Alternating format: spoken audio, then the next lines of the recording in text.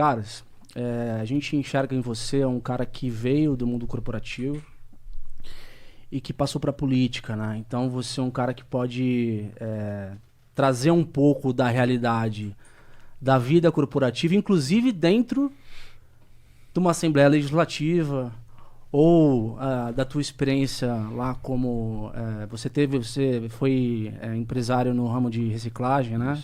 A gente fala assim pra ficar chique, né? Sucateiro, né? Sucateiro. Cara, a agenda de qualquer empresa hoje tem a ver com sustentabilidade, né? Conta pra gente aí como é que você começou. Na verdade é o seguinte, o meu pai, né, ele sempre trabalhou bastante, veio de baixo ali. Meu pai era engraxate, cara. Fazia carreto na feira, tal. Pô, aí se esforçou, tal, conseguiu. E aí ele conseguiu entrar como comprador de sucata de uma grande empresa, né, da Gerdau. Isso antes de eu nascer. Aí ele foi aprendendo e tal, e ele ganhou uma promoção pro Nordeste. Aí ele conversou com a minha mãe e tal, e a minha mãe falou, não quero ir. Aí, puta, meu pai, e aí, o que eu faço, tal? Ó, eu vou sair então, vou abrir minha própria empresa. E aí meu pai saiu quando eu nasci. Quando eu nasci, ele saiu e ele comprou um caminhão. Ele não tinha muito dinheiro na época, comprou um caminhão endividado lá, foi lá e começou. Quando eu fiz ali os meus 17 anos, que eu entrei na faculdade, né, eu fui fazer engenharia química, tem nada a ver com política, tem nada a ver com economia, com direito, fui fazer engenharia química, sempre gostei muito de química. Eu comecei a trabalhar com ele. Então eu ia trabalhar com ele de dia, à noite fazia faculdade. Nessa época a empresa não estava grande, mas a gente estava bem, assim, dava para ir bem. Nós somos em 3 irmãos, então a gente morava em casa. Os convênios com as empresas eram o que puxavam. Eu vou explicar exatamente o que faz o negócio. E aí, a partir do momento que eu comecei a trabalhar com ele, a gente começou a investir em outras coisas, né? O que faz o sucateiro? Nós não produzimos nada, nós não somos indústria. Nós simplesmente compramos e vendemos o lixo industrial. Então, vou dar um exemplo para você. O cara faz essa haste desse microfone aí. Eu compro o lixo da produção dele, que é o quê? São os restinhos de tubo, não sei o quê. Exatamente. E vendo para quem derrete. Nesse intermediário, vamos dizer assim, você separa a sucata, você prepara a sucata. Então, nós preparamos para quem produz. Compramos de quem produz alguma outra coisa e preparamos para aquela pessoa para aquela empresa que vai derreter e transformar em matéria-prima de novo. Então, nós estamos no meio ali, né? Tanto que é engraçado. O mercado de sucata, ele é diferente dos mercados comuns. Você não tem dificuldade em vender sucata. Sucata se vende, você tem dificuldade em comprar. A concorrência é na compra. Então, você tem poucas empresas ali que você vende, né? Você tem poucos produtores, infelizmente, diferente dos Estados Unidos, por exemplo, você tem uma fundição a cada quarteirão. Aqui você fica muito na mão de usina, né? E você tem poucas fundições, que são aquelas que têm os forninhos menores e tal. Então, você tem mais ou menos um preço de venda igual. A dificuldade é na compra. Então, você vai comprar ali, aí o outro cara dá preço, dá mais caro. Então, a dificuldade é a compra. E o atendimento, claro, industrial. Porque, por exemplo, um desafio que a gente teve. Chegou na pandemia, o comércio tinha que parar, a indústria não podia parar. Só que nós não somos comércio, nós não somos indústria, nós somos comércio. Aí como é que faz? Porque a indústria está funcionando, a outra indústria está funcionando, precisa da gente para fazer. Só que eu sou comércio. E aí como é que faz? Exatamente. Então assim. Um problema de estoque violento aí nessa problema pandemia. De estoque, não. Os problemas do mercado de sucata são problemas de estoque. Você precisa de lugar muito amplo para você fazer um estoque e separar os estoques. Problemas ambientais, porque você compra muito sucata com óleo, então você não pode simplesmente jogar no chão, depois pegar e jogar para outro lugar. Você tem, essa sucata tem tal composição, joga num lugar, espera o óleo descer, tem que ser coberto, não pode chover. Puta, então, pra gente tirar ISO, né? Porque aí depois o Brasil vai modernizando. Você vê, no começo, quando meu pai começou, ele alugou um terreno que não tinha nem muro, né? Um depósito de sucata, era um ferro velho a céu aberto ali. E aí, conforme as coisas vão se modernizando, né, você vai crescendo, o Brasil também vai se moralizando e vai melhorando, inclusive, a maneira como lida com resíduos. E aí a gente foi se adaptando. Hoje temos ISO 9001, ISO 14001 e tal, e é bem difícil de você chegar lá. Então, tem toda essa dificuldade. E tem as dificuldades de mercado também, né? Então, vou dar um exemplo. Você não está comprando, você não está produzindo, o aço está ruim. Só que esse cara aqui está bombando, está vendendo. Você tem que comprar a sucata dele, cara. Então, aí você joga capital. Aí, quando você volta, você joga a sucata lá embaixo. Você está com um estoque gigante. Puta, paguei mó caro nesse estoque. Aí, toma um prejuízo. Então, e aí se você não atende o cliente enquanto ele está produzindo, o cara fala, para que eu preciso de você aqui? Então eu vou chamar outro. Então todas essas sazonalidades, e a sucata é muito sazonal. Ela muda assim, pra você ter uma ideia, se você trabalha com material fino, né, muda todo dia. Então, por exemplo, eu comprei cobre de você. O cobre amanhã é outro preço. Não sei se pode subir, pode descer, depende do dólar, depende de um monte de coisa. Né? Comprei latão, comprei alumínio, depende. Se comprou hoje, amanhã caiu, um abraço. E você segurar esse estoque é ruim. Imagina você segurar uma carreta de cobre. Perigoso demais, cara. Tem risco de roubo, entendeu? Então, cara, essas manhas você vai pegando na prática. Segura uma carreta de cobre? Tem, você tem que fazer. Você tem que fazer seguro de carga, senão você tá morto. Te roubam uma carga aí, às vezes tem carga de 80 ou 90 mil reais. Você falou de muita dificuldade aí, mas quando você vai falar com essas usinas, pessoal, os compradores são gente boa. Fala aí. Ó, ser comprador é bom. Sucata daqui. Eu vou te falar. Eu vou te falar, cara, ser comprador de empresa. Antes, cara, você sabe que antes era um mercado muito, muito, muito corrompido. Você só conseguia vender numa empresa se pagasse bola para comprador. É isso que eu ia tal. perguntar, se tinha muita bola nesse mercado. Muita, cara. Era difícil demais. Muito, Mas muito, por quê? muito. Por causa da preferência pra X, assim? Não, porque, por exemplo... levam por fora. Vamos, 15% exatamente, é cara. Taxa de fazer negócio. Exato. Fora que é o seguinte, tem muito esquema de balança. Hoje não tem mais... Conforme o tempo passou, as coisas foram ficando mais fáceis. Então, hoje, por exemplo, na minha empresa, você tem uma balança, nós temos várias câmeras, uma delas é bem em cima, que é para mostrar, inclusive, para o cliente, a gente tira a foto antes, depois, tudo, que o caminhão foi pesado certo. Vou dar um exemplo de esquema que se faz. Você vai numa empresa e você é o comprador da empresa. Porque normalmente a venda da sucata, quem faz é o comprador da empresa, porque é quem faz as cotações, etc. Então, eu cheguei lá para comprar tua sucata. Você fala para mim, Arthur, vamos fazer o seguinte, na hora que você for pesar o caminhão, você põe uma roda do caminhão para fora da balança. Cara, uma roda de caminhão, você tá pondo aí 4 ou 5 mil quilos, depende da carga. Né? Você põe uma rodinha para fora, o desconto na balança é absurdo. Ó, essa diferença aí a gente... Aí você fala, pô, como é que eu vou negociar com um cara desse, bicho? Como é que eu vou fazer isso aí? Né? Fora o que tem de... Aí também que tem o contrário. O cara chega e fala assim, puta, eu tô precisando de adiantamento. Compra minha sucata aqui do mês inteiro, me adianta que eu tô realmente precisando. Indústria no Brasil, você sabe. Sim. É tudo assim, cara. Beleza, você vai lá e adianta. Tá bom. Aí você passa uma semana, duas... Caramba, diminuiu a quantidade de sucata. Aí você vai lá, dá uma inserta, tem outro cara carregando a tua sucata. Então, puta, cara, é um mercado que você tem que estar muito presente.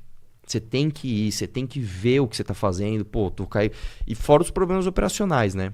Dependendo do que você vai carregar ali. Essa é uma parte muito interessante de empresa que acho que evoluiu muito com o tempo também, né?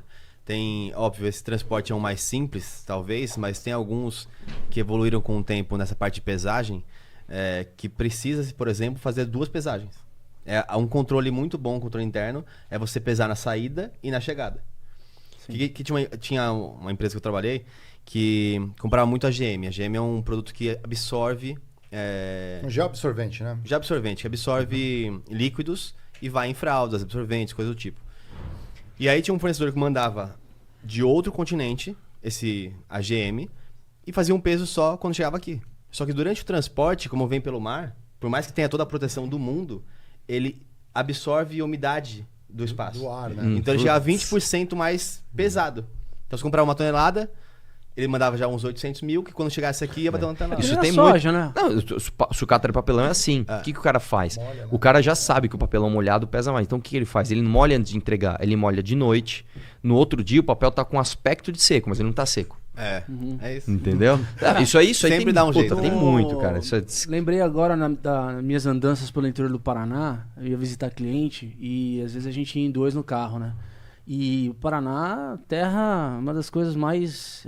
terra roxa, né? Onde planta tudo dá. Ali tem 5% do PIB, pelo menos. E o que você vê de caminhão de soja saindo das propriedades, e a gente pegava, às vezes, ficava com um carro atrás do caminhão, esperando, porque era mão dupla a estrada, a gente esperava o tempo certo para passar, e a gente ficava demorando, às vezes. Cara, o que caía de soja? Perda de produção, né? Perda no caminho. Sei lá, saía 1 tonelada, chegava, sabe-se lá quanto. Então, uma perda que tem de soja até chegar no porto. Não, e no porto também tem. Paranaguá, você chega lá, também tem uma perda enorme. Né? Aí você olhava no acostamento assim, um corredorzinho de grão. Cara, o que não passa de caminhão aqui perdendo já nasce grão. a soja. E aí, nesse lance de sucata, que é bem interessante, você não consegue mandar tudo para as empresas. Você tem uns resíduos. Como que você gera esses resíduos? Então, aí é que tá. Por exemplo, a gente tirava a sucata de uma empresa que era uma tecelagem, né? E aí, depois que a China, eles faliram, uma tecelagem muito grande, e eles tinham muito problema com tambor contaminado. O que acontecia? O cara usava o tambor, para alguns, eles tingiam lá, e aí tinha um resíduo químico, eles pegavam esse tambor e despejavam no caminhão que ia para um lugar próprio lá, para descarte, certo? Só que o tambor ficava contaminado. As bordas do tambor, então assim, era sucata? Era, só que você não podia comprar e vender normal, né? Fora outras coisas, vou dar um exemplo, por exemplo. Você vai comprar sucata de amortecedor. Você não pode vender ela direto. Você tem que fazer um furo. Em todo amortecedor você tem que fazer um furo com maçarico. Porque se você jogar isso no forno, explode. Né? Tem um ar comprimido ali. A hora que você joga ele no forno, ele expande o ar antes de derreter o ferro. Então, pô, explode tudo. Né? Muita sucata, por exemplo, botijão de gás. É complicado também de comprar. Você tem que pegar um funcionário. E assim, cara, tem vários... E aí... No Brasil, né, você tem as dificuldades operacionais e as dificuldades burocráticas das dificuldades operacionais. Porque né? uma CETESB aqui? Tipo, por exemplo, vou dar um exemplo para você. Uma vez, eu não vou falar o nome das empresas, mas eu tirava a sucata de uma grande montadora. E o que acontecia? Para essa peça não voltar para o mercado, você tinha que ter um soldador que comprometia a peça. Então, por exemplo, o cara fazia o bloco de um carro. Puta, deu alguma coisa... O que aconteceu? O cara fez o carro e aí deu um defeito... sei lá, um defeito na lataria do carro. É mais barato você destruir o carro inteiro e fazer outro do que você ficar desmontando e aproveitar as peças que já foram... Então, por exemplo, o cara produziu um carro. Aí o carro, sei lá, durante a produção deu uma amassada ali na lataria. Você vai destruir o carro inteiro. Então, por exemplo, o bloco do motor. O que você faz? Você precisava dar uma soldada nele. Você precisava dar um teco de solda, acabar com aquele bloco, para aquele bloco não voltar para o mercado. Aí, uma das dificuldades que a gente teve, olha só como as coisas são. A gente prestava serviço para uma grande empresa e essa grande empresa tinha um soldador que fazia ali o corte de maçarico. Na hora deles tirarem uma certificação X, eles tinham que ter todos os funcionários com ensino médio, acho que com ensino médio no mínimo. O cara tinha que ter no mínimo um ensino médio. Só que o tiozinho do maçarico, ele era muito bom. Ele conseguia, assim, com pouco oxigênio, destruir muitos blocos. Ele era muito bom. Só que ele não tinha ensino. O que essa empresa fez? Falou, já que vocês prestam um serviço, vocês podem contratar vocês e ele ser um terceirizado? Claro, beleza, contratamos um cara, tudo certo. Beleza, um dia o cara falou, vou embora, minha mulher mudou lá, acho que foi para Pernambuco, vou embora, tá bom, tal. Adivinha quem ele coloca no pau? Nossa. Aí eu falei, cara, mas você não trabalha para mim. É só uma formalidade. Você trabalha para mim contratada, mas quem te paga, quem faz tudo, tanto que repassa para...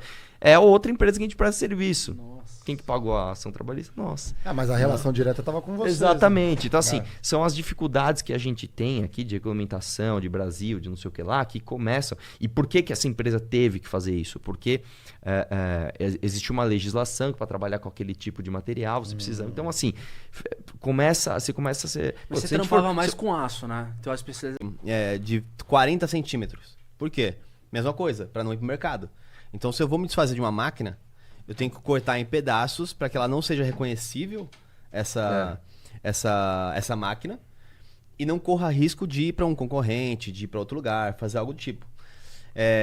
Aí o que acontece? Foi lá, não seguiram o procedimento. Porque tipo assim, cara, para que a gente vai fazer isso? Perguntaram para quem ia pegar essa sucata, quanto que é o preço para vocês resgatarem? A gente paga tanto. Se tiver que cortar e descaracterizar, é mais caro. Que é um outro serviço adicional. Aí falou assim, então deixa isso pra lá. Só pega a máquina. Beleza. Não seguiram o processo e pegaram a máquina inteira de uma empresa, de uma máquina obsoleta, de 10 anos atrás. Passa 4 meses, o que acontece? Essa máquina começou a produzir para uma outra empresa, pequenininha, do setor. Eu sei. Já toda pronta. Acho que eu sei que empresa é essa, hein? O próprio engenheiro... O que estava por trás? O próprio engenheiro tinha um negócio com essa empresa que ia fazer a sucata da máquina, pediu para ele não cortar, não descaracterizar, comprou a máquina e lançou uma marca dele. Não, mas a Ele empresa... lançou um produto concorrente ainda. Super simples. Brasil, Mas- aprenda a lidar com segurança Mas dos processos. Eu puxei tua ficha e essa não foi a única empresa que você trabalhou, que você teve, na verdade, né? Você é um multi-empresário. Ô, louco, já quem ouve assim parece que a gente até é milionário, né? Mas o que aconteceu? Burguês.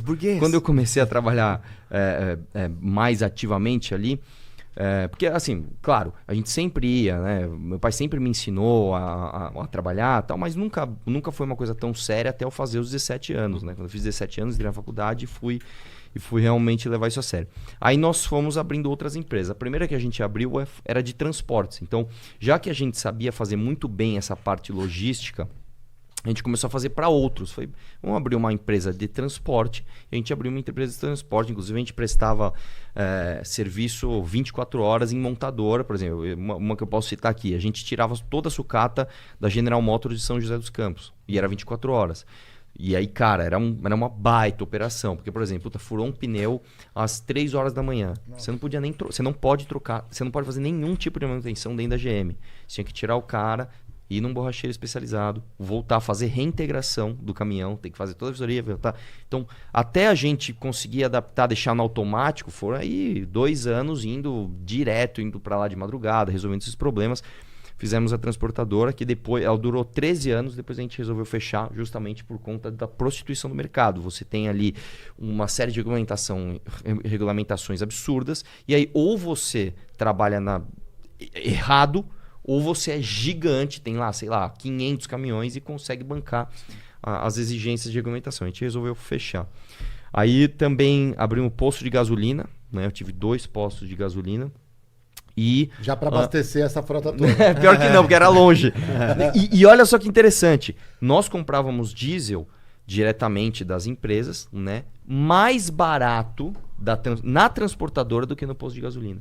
Porque o posto de gasolina tem uma substituição tributária que você paga. Então, hoje o diesel para o dono do posto sai mais caro do que para o dono da transportadora. Olha que absurdo. Jabuticaba do Brasil, né? Jabuticaba do Brasil. É. Trabalhei com posto também e